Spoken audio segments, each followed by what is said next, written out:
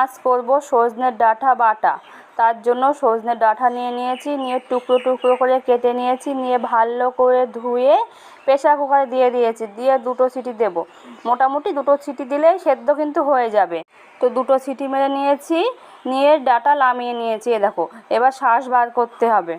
ডাঁটার ভিতর থেকে শাঁসগুলো বার করে নেব। ডাঁটার শাঁসটা বের করে নিচ্ছি। দেখো, শাঁস বার করা হয়ে গেছে আমার। এবার কড়াইতে তেল দিয়ে শুকনো লঙ্কা আর কালো জিরে ফোড়ন দেবো।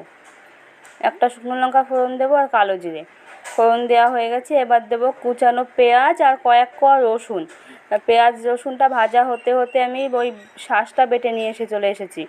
এবার ভাজাও হয়ে গেছে, এবার ওই পেস্টটা দিয়ে দেবো।